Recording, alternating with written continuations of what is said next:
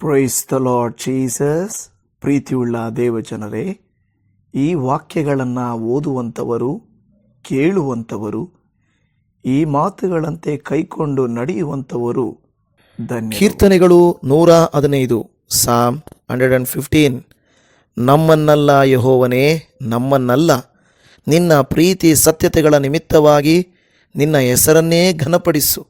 ಅವರ ದೇವರು ಎಲ್ಲಿದ್ದಾನೆಂದು ಅನ್ಯಜನರು ಯಾಕೆ ಕೇಳಬೇಕು? ನಮ್ಮ ದೇವರು ಪರಲೋಕದಲ್ಲಿದ್ದಾನೆ. ಆತನು ತನಗೆ ಬೇಕಾದದ್ದನ್ನೆಲ್ಲ ಮಾಡುತ್ತಾನೆ. ಅವರ ವಿಗ್ರಹಗಳು ಬೆಳ್ಳಿ ಬಂಗಾರದವುಗಳೇ, ಅವು ಮನುಷ್ಯರ ಕೈಕೆಲಸವಷ್ಟೇ. ಅವು ಬಾಯಿದ್ದರೂ ಮಾತಾಡುವುದಿಲ್ಲ, ಕಣ್ಣಿದ್ದರೂ ನೋಡುವುದಿಲ್ಲ, ಕಿವಿಯಿದ್ದರೂ ಕೇಳುವುದಿಲ್ಲ, ಮೂಗಿದ್ದರೂ ಮೂಸುವುದಿಲ್ಲ, ಕೈಯುಂಟು ಮುಟ್ಟುವುದಿಲ್ಲ, ಕಾಲುಂಟು ನಡೆಯುವುದಿಲ್ಲ. ಅವುಗಳ ಗಂಟಲಲ್ಲಿ ಶಬ್ದವೇ ಇಲ್ಲ. ಅವುಗಳನ್ನು ಮಾಡುವವರು, ಅವುಗಳಲ್ಲಿ ಭರವಸವಿಡುವವರು ಅವುಗಳಂತೆಯೇ.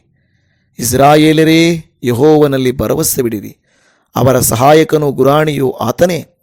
ಆರೋನನ ಮನೆತನದವರೇ, ಯೆಹೋವನಲ್ಲಿ ಭರವಸವಿಡಿರಿ. ಅವರ ಸಹಾಯಕನು ಗುರಾಣಿಯು ಆತನೇ. ಯೆಹೋವನ ಭಕ್ತರೇ, ಯೆಹೋವನಲ್ಲಿ ಭರವಸವಿಡಿರಿ.